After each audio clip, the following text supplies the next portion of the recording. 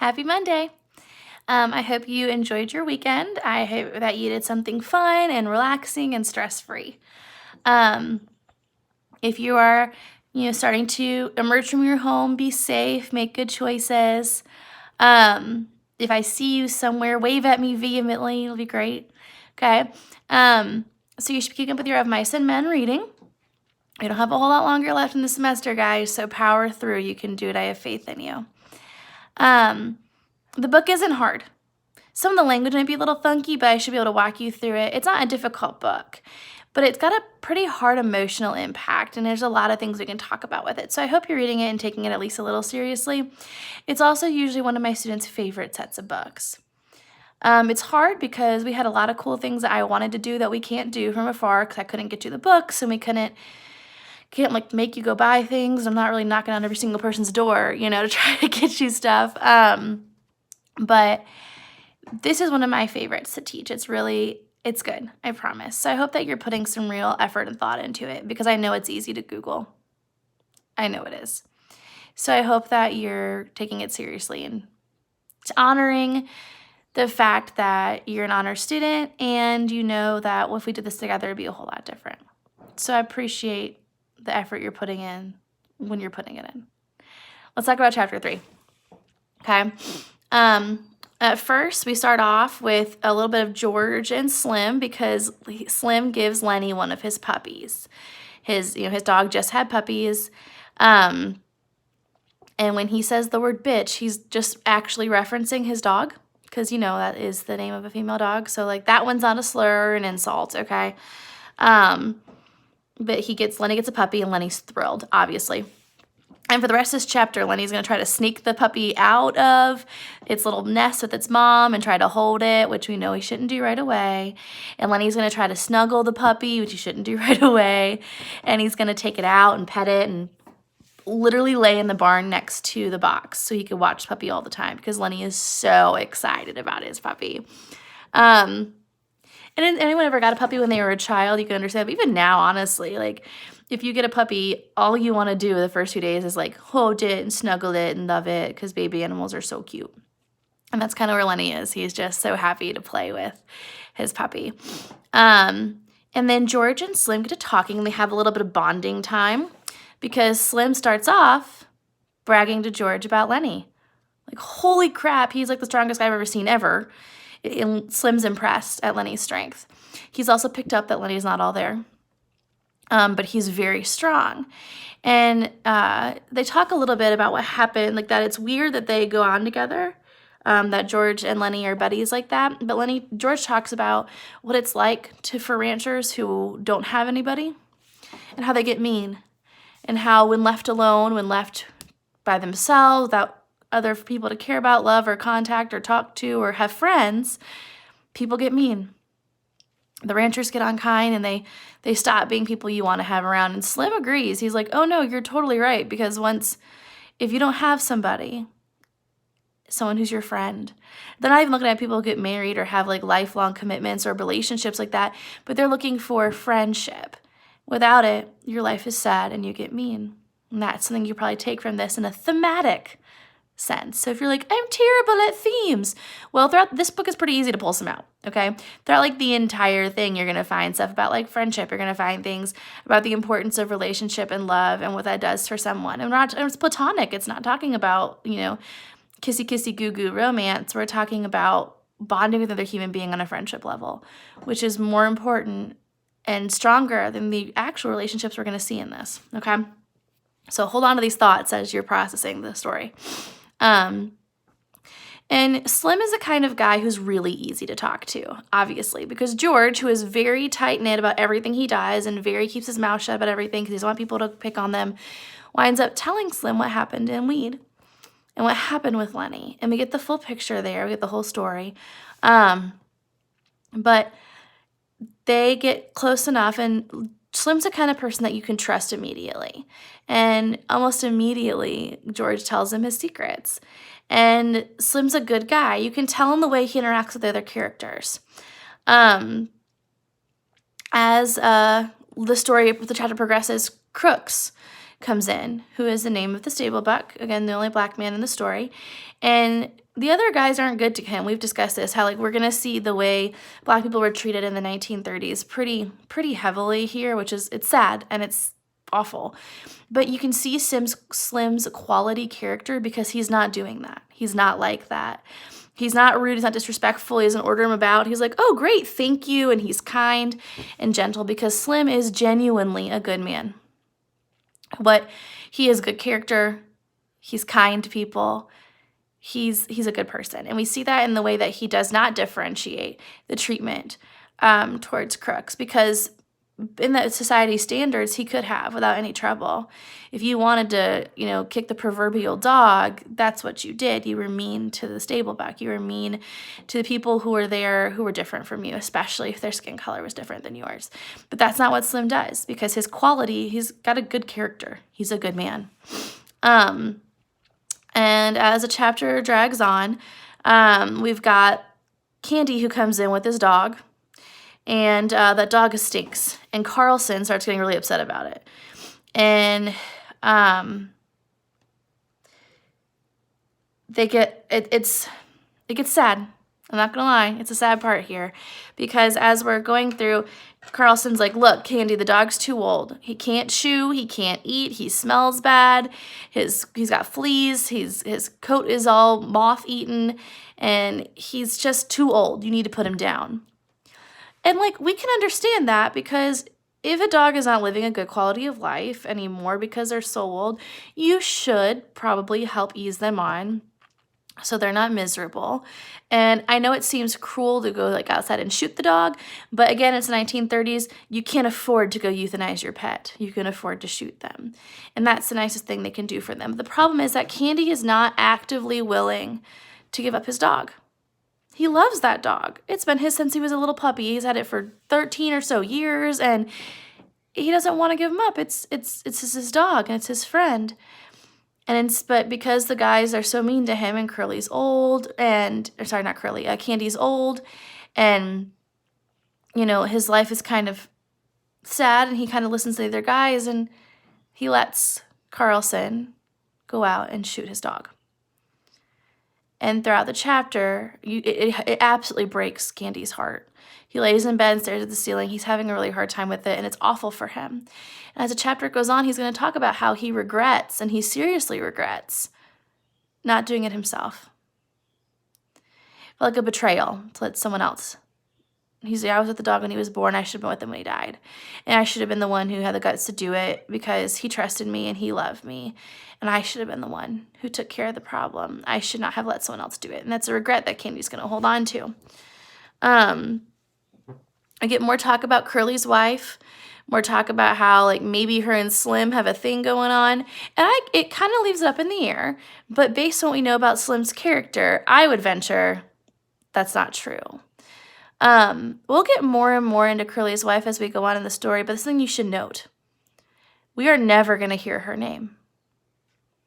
She is known as Curly's wife, exclusively as Curly's wife. She doesn't get a name. And if that doesn't tell you something about women in the 1930s and what their life looked like, then you're not paying attention. Because she is defined by the man that she's married to, not by who she is as a person. And think about the man she's married to. Would you like to be married to Curly? Because he sucks. I would not like to be married to Curly. So her only identity is coming through this awful little man that she married who is mean and likes to fight with people and spends more time telling people all about what he is doing with his wife than actually spending time with her. You'll notice you almost never see them together.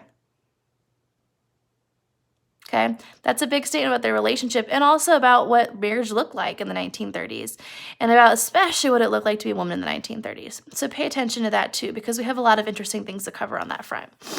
But we'll never get her name. They talk about how she sucks. They talk about how she's a problem. And as George and Carlson and all them start to chat, they start about playing a card game called euchre. So it's spelled E-U-C-H-R-E. That's a card game that's commonly played in the Midwest now, but it was very common in the 1930s. It's something to pass the time. It's kind of like playing spades, just like less intense if you aren't familiar with spades. If you're not familiar with euchre, you don't have anything else to do. Download the app and play a few games. It's really fun. And they start talking about, they talk about more about Curly's wife and about how she's awful and they don't like her. But as they start to chat, they invite George to go visit a cat house with them. A cat house is a prostitution ring, a brothel. And he starts talking about how like one brothel is like skeezy, but the other one, that's a classy joint. The classy brothel as compared to the not classy one. But they talk about how like one of the brothels you have to go in for what the intention of a brothel is.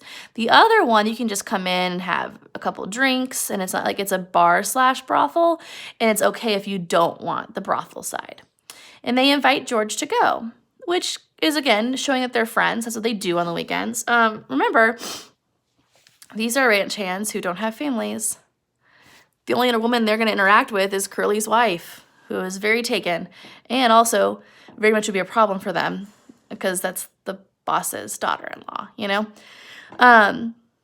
So this is the only time with women that they get, whether it be for social purposes or physical needs. This is it.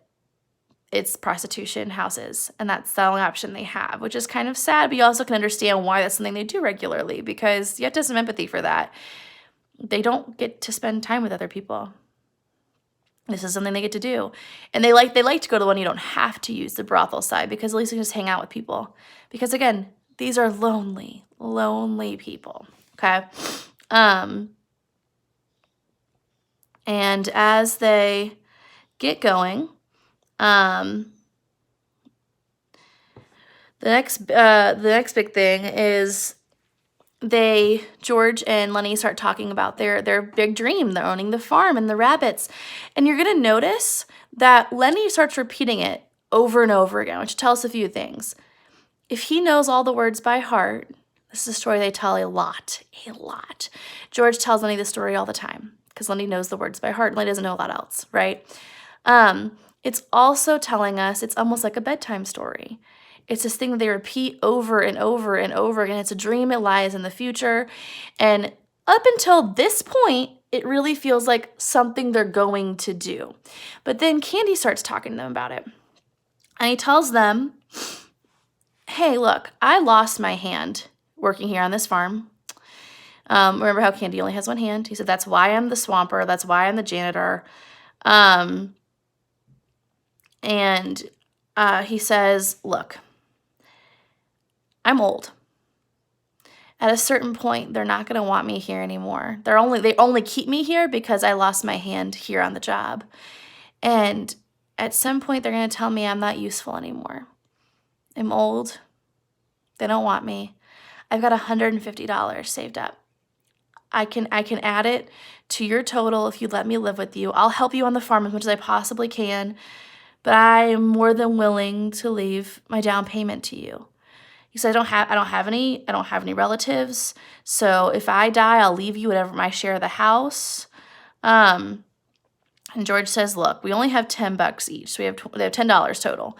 But Candy has $150. And that's like a really big deal then. Okay. But at the end of the month, if they don't spend anything, they'll have $100, and then they'll have Candy's money, and it'll wind up being $450. And they'll have like money, and they think, you know what, we can probably buy it for $450. They can put the down payment down, and they can make it happen. And just like that, this dream is becoming something that's actually possible. Because before that, it was something they could do in the future. It was very far away feeling. But all of a sudden, they're going to have the money to do it. They're going to have all these options. And this is really exciting for George and Lenny because honestly, probably up until this point, I don't think George actually believed it was going to happen anytime soon. I mean, why would you? That's like, it's kind of like if you're planning for college and have absolutely no idea how you're going to pay for it. College is this thing off in the distance. You're not going to qualify for student loans. You're like, I don't really know what's going to happen. I don't know how I'm paying for that. We'll find out. In the back of your head, maybe you're thinking, maybe I'm not going. Maybe that's not something we're going to do. maybe it's just a far off dream, or maybe you're waiting on a sports scholarship and you're like, you know, that'd be really cool, but like if I can't get that, then I guess I'm working at gas stations for a long time, you know? And it's a dream and it seems out of reach. But then you get a phone call from a scout, or then you get a huge scholarship offer, or then you find a school that was way more affordable than you thought it could be, or someone dies and leaves you a ton of money, and all of a sudden your dreams feel like reality. It's so close you can touch it. This is in your grasp, and that changes their entire outlook. It gives them hope. They're so excited. This concept, they have hope. And George is like, let's do it. We can do this, guys. And they're really excited. And they're just so happy. They're all sitting there talking, and like this dream is about to become reality for them. If they have 1 month. In 1 month now they can own their home because of all Candy's money. And they're willing to share it with Candy because he can contribute, but also they get it. His life is sad. He doesn't have anybody. And the fact that they have each other is a rare and precious gift to them. And they know what it's like what it would be like if they were alone. So they're willing to share with Candy, which is really cool. Especially because he has this money. And while they're sitting there, happy, Lenny's just grinning and grinning because that's all he can think about is how it's so close. He can taste it. And then Slim and Curly and Carlson all come in, and Whit, another guy who was working on the ranch. And Curly's apologizing to Slim because he asked Slim, "Are you messing around with my wife?" And Slim was like, "Dude, back up. I'm not that kind of man." And he's angry. He is. And Slim's like, "You're asking me all the time. Get away from me. If you can't look after your own wife, do you expect me to do about it? Go away. Not my problem." And Curly's trying to back up because everyone knows that Slim's like the natural leader, though Curly wants to be the leader. He also knows he can't actively, because he's the boss's son. He wants to be the leader. He wears the cowboy boots, right? But he's not a leader. He hates that Slim is leader, but he also knows that if he messes with Slim, everyone else is going to be done with him, right? Like you can't mess with the leader, and especially because everyone already hates him. So they all start picking on Curly. They're making fun of him. They're telling him that his wife sucks. They're saying, you're yellow as a frog belly, that you're a coward. And then they're making fun of him for his glove full of Vaseline. And Lenny, who has not noticed anything else that's going on, is still laying in his bunk giggling about his rabbits. And he's really happy. And when everyone's giggling, everyone's been making fun of Curly, and Lenny's lying there laughing, Curly gets in the face like, "What the hell are you laughing at?" And he's like, "What?" And Curly's like, "What the hell are you laughing at? Come on, you big bastard, get up on your feet. No big son of a bitch is going to laugh at me. I'll show you who's yellow." Because he's doing what Curly does. He picks a fight with the biggest guy in the room. Because remember, if he loses, he still looks good. Oh man, why the big guy looks bad, right? Like, I can't believe you tried to pick on him. And if he wins, he looks awesome. He's not going to pick a fight with Slim. It's a bad idea. He'll lose, and he'll look bad. He's not going to pick a fight with anybody else in that room. He picks Lenny. And Lenny's just standing there and tries to walk away. Like, he gets back up and tries to walk away, and Curly punches him straight in the nose, and his blood is pouring out of his nose, and Lenny starts crying for George. "George, make him leave me alone, George," because Lenny has no idea what's going on. Curly backs up to a wall and starts hitting him in the face. Lenny's not even defending himself. He literally has his hands at his side, not even covering his face, because he is so scared. Because George said, "Do not mess with this guy. Do not mess with him. Bad idea." And Lenny's terrified because he doesn't like conflict. He doesn't know why he's getting hit. Remember, he's a child, right? Really big child, but a child. He has no idea what's going on. He missed the whole conversation where Curly was upset. And all I know is some dude's punching him in the face, broke his nose, and just hitting him. Lenny's not even defending himself. And Slim's upset. Slim's really upset because he's like, "This isn't fair. Lenny's not doing anything." And Curly punches Lenny in the gut so hard it cuts off his breath. Like, it knocks the air out of him. And George is like, "Wait." And George says, "Get him, Lenny." And George doesn't understand, and Lenny doesn't even understand at first. He's still bleeding. And George is like, "Lenny, get him." And Curly swings, okay? I'm going to put this down so you can see it. Curly swings, and Lenny just grabs his hand and squeezes. As we know, Lenny likes to hold on. Think about the girl in weed. Think about the mice. When he's scared, he holds tight. That's what he does. So he squeezes Curly's fist. He doesn't punch him back. He doesn't do anything like that, just squeezes his fist. Okay? And he's holding on to it so hard, he literally crushes all the bones in Curly's hand.